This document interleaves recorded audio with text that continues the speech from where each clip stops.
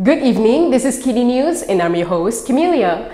A veteran politician has outlined 6 tests Anwar Ibrahim will need to survive if he wishes to keep his government running for the next 5 years. And many of these tests are expected to take place next week. Will Anwar's government survive?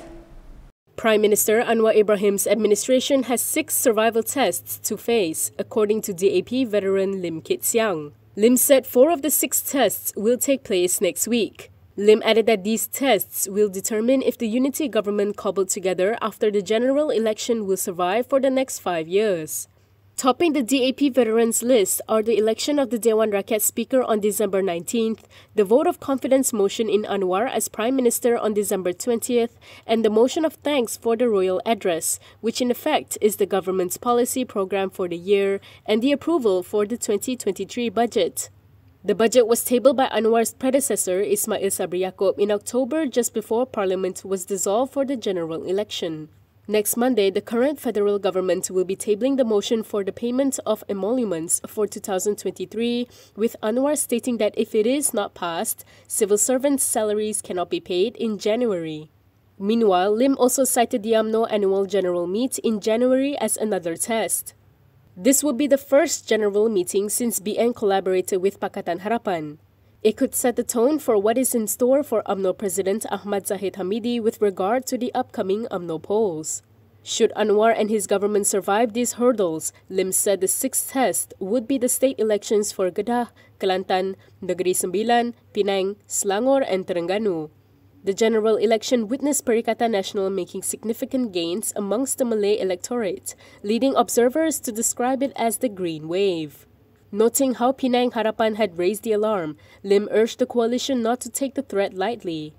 Negeri Sembilan, Selangor and Penang are Harapan-led states while Kedah, Kelantan and Terengganu are under PN, in which PAS has assumed a dominant position.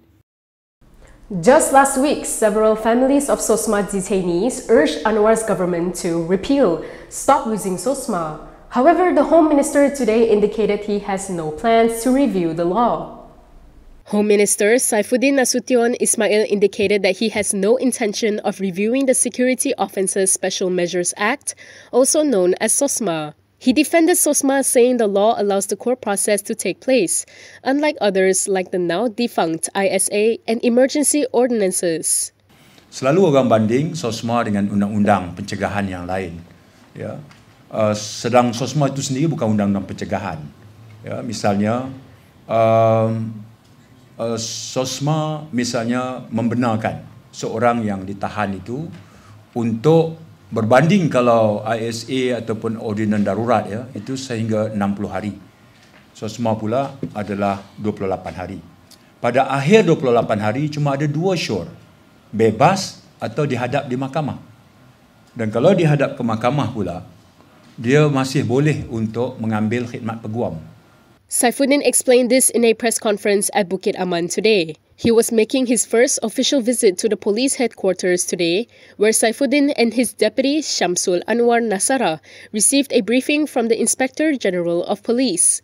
Further elaborating on Sosma, he said there are those who were arrested under this law who have since been released or won their cases in court with the help of their legal counsels. The government has terminated the services of a top civil servant. However, the decision was made based on the disciplinary board's advice before GE15. Putrajaya has terminated the services of Public Service Department Director General Muhammad Shafiq Abdullah effective yesterday. This was confirmed by Chief Secretary to the government Muhammad Zuki Ali.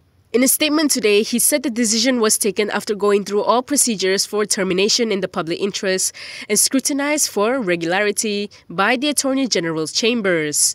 He added that the termination is in accordance with Regulation 49(3) of the Public Officers' Conduct and Discipline Regulations 1993 and subject to retirement in accordance with Subsection 10(5)(d) of the Pensions Act 1980. This enables Muhammad Shafiq to enjoy all the retirement benefits to which he is entitled. Zuki said on behalf of the government, he expressed his deepest appreciation and thanks to Shafiq for his service and devotion to the state as a civil servant. Last night, Free Malaysia Today quoted sources as saying that the action was taken on the disciplinary board's advice, which made the decision prior to the calling of GE15. The terminated top civil servant has expressed shock and disappointment, and he will be seeking legal action. Muhammad Shafiq Abdullah, who has been terminated as Public Service Department Director General, is not happy with the move. In a statement this afternoon, the former top civil servant said he was shocked since he had contributed 3 decades to public service. He added that he was dissatisfied with the termination and will take legal action against those involved in this act of ill will against him. However, Shafiq advised public servants to remain loyal to the Yang di-Pertuan Agong and ruling government.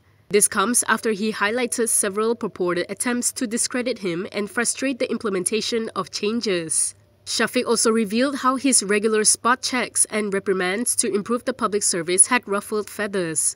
Commenting on the letter of termination, which has since gone viral on social media, Shafiq said he was given the letter dated December 1st yesterday. A fatal accident caught on camera has been making its rounds on social media, and upon seeing it, Anthony Loke has ordered authorities to take tough action against the transport company involved.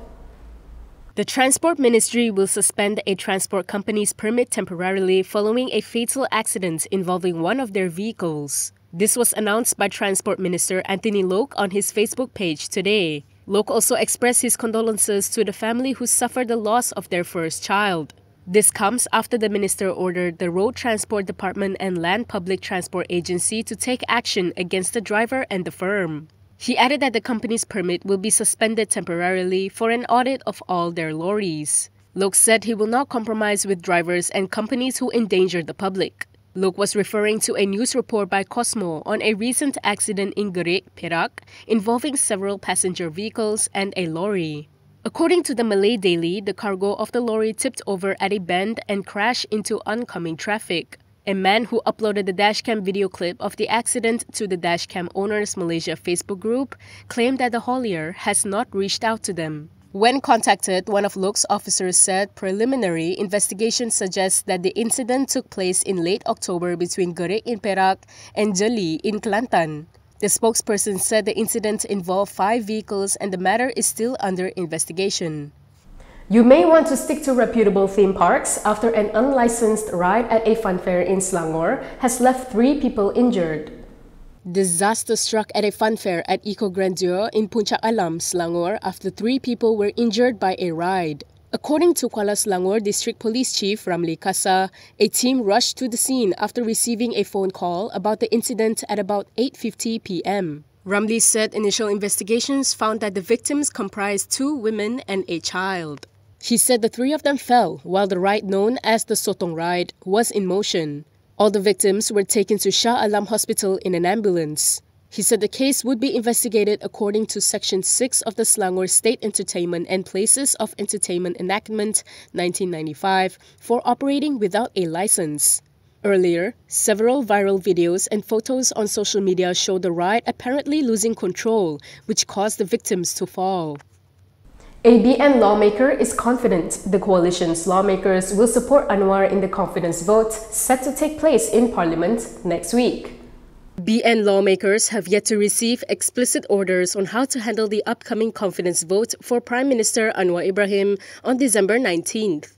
This was revealed by Jelebu MP Jalaluddin Alias, according to Sinar Harian. Although no instructions have been issued so far, Jalaluddin is convinced that all 30 BN parliamentarians will back the confidence vote to ensure the continuity of the government. This, he said, was because of the anti-hopping laws and rules of each component party, which barred MPs from acting against the party stand. He also questioned a need for instructions to support the Prime Minister, as he's confident all MPs will support the motion. He added that this is not the time to cause problems in Parliament. Instead, it is a time for lawmakers to resolve problems faced by the Rakyat. A motion to test the support of the MPs for Anwar will be tabled when the Dewan Rakyat meets on December 19th. This will be a purely symbolic move since Anwar's support will immediately be tested during the Dewan Rakyat's first agenda, the election of a new speaker. Anwar has already formed a cabinet comprising MPs from Pakatan Harapan, BN and Gabungan Parti Sarawak, the 3 biggest coalitions with a combined 135 MPs. Another 13 MPs from Gabungan Rakyat Sabah, Parti Kesejahteraan Demokratik Masyarakat, Parti Bangsa Malaysia, and 2 independents have also pledged support for Anwar. Meanwhile, Tasik Gelugor MP Wan Saiful Wanjan told Sinar Harian his personal stand was to vote against the confidence motion. And that is all from me today. For more stories, you can go to KiniTV.com. You can also follow us on Instagram, Twitter, YouTube, and Facebook for the latest news updates. If you'd like to support independent media, do consider subscribing to MalaysiaKini.com. I'm Camelia. Thanks for watching.